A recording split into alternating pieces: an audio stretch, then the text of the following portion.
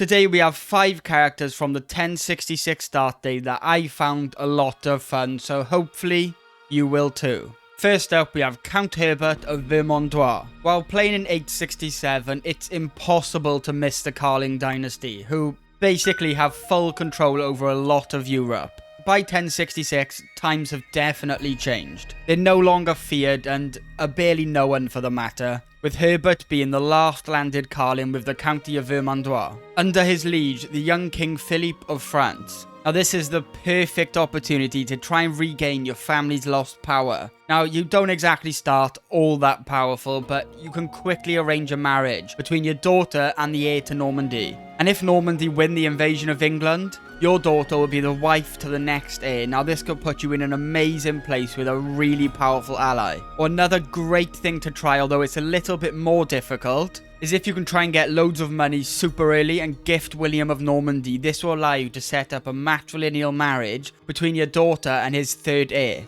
And then you'll be just a few murder plots away from becoming the King of England. I just think this is a really great start and has some amazing potential to give you a memorable experience and to try something new.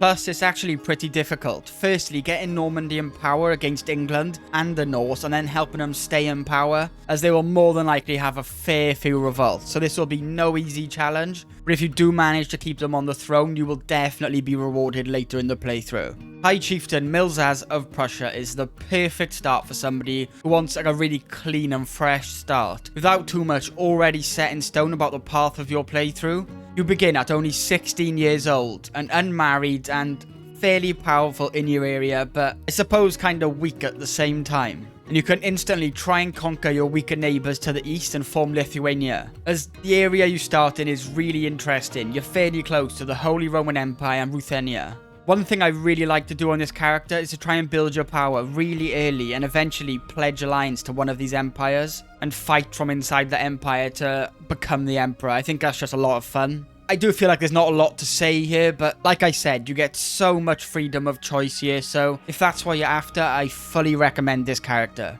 Mesfin Dawit of Aksum starts in Africa, being a lone Jewish ruler. Now, this start is extremely difficult and probably the most difficult on this list by far. Your neighbour is much more powerful than you, holding the kingdom of Abyssinia, and he really hates you and he desires all your land. My advice would be to swear fealty to the Abyssinian kingdom. This will save you from immediate war from the surrounding rulers, and this way you can slowly expand by taking out the other vassals and attempt to become even stronger than your liege with the goal of overthrowing them. And it's pretty easy to become the most powerful vassal in this kingdom. Then this way you'll only be a few murder plots away from inheriting the kingdom off them once you kill him and all his heirs. And once you do manage this, you will be in a great position to actually expand. Although this will still not be easy, like at all. Every ruler, even remotely close to you, will think you're evil and will want nothing more than to see you gone. Plus, as your faith is different from all of theirs, it's literally impossible to get any alliances. The minus 1000 opinion penalty makes sure of that. So with this character, you must think carefully when declaring wars, especially holy wars, as you have no idea who will join the enemy's side. So this character is like insanely difficult, but it can feel super rewarding once you do get some power. You just need to remember to convert all the holdings you possibly can to begin your expansion to bring the Haymanot faith to glory. Duke Eadwin of Mercia starts in one of the most exciting areas during the 1066 period, with Norway invading for control of England, while Duke William of Normandy is after the exact same thing. And as the Duke of Mercia, you are a fairly powerful force inside of England. You are also the head of the Hwais house, with your brother ruling over Northumbria. And what's so great about this is, if he dies before having any children, you will also take control of Northumbria, meaning you will control the whole of the north of England, easily making you the most powerful vassal to whoever ends up in control of England. And you really can use this to your advantage, to attempt to get a claim on the throne and overthrow your liege. It really won't be an easy task, but it's a very fulfilling one if you do manage it. And it's easily one of my favourite characters in the game. And I did just want to say, you can play as his brother Morcar, and it has the same effect really. Either one will be fine. They're both amazing. I just picked Eadwin as he's the house head, and I prefer the perks he comes with. He has greedy, brave, and ambitious. And this is like a perfect combo to have. Also, when I recently tried this, my brother died in battle, leaving me Northumbria, and I managed to marry off my child for an alliance with the Holy Roman Empire, which is just another great potential perk of this character.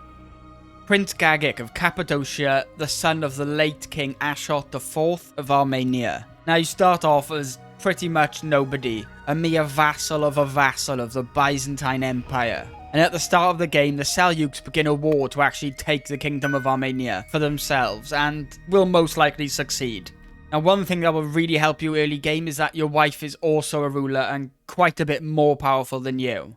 This will just be a major help in actually expanding towards the east. And the King of Georgia is also a part of your dynasty, so eventually, while growing your power, this could be a great alliance to try and get while you prepare for war over your rightful Kingdom of Armenia. And I really just love characters that have a bit of backstory set up, and this is just such a fun character to go from Count to the Emperor of Greater Armenia with the unique decision to do so. Yeah, so these were just 5 characters that I really enjoyed playing in 1066. Now, there's so many characters in CK3 that there's bound to be many, many more that also give a lot of fun. So maybe in a couple months, I'll do like a part 2 to this on my 867 one. Yeah, of course, I just wanted to end the video with a massive, massive thank you to all of the channel members. We have Bayek Von Quark, Arcane, Damien, Intermia1, Irrelevant, Luke Jarrett, and Zigadelic. All your support is massively appreciated, but thank you all for watching, and hopefully, I'll see you in the next one.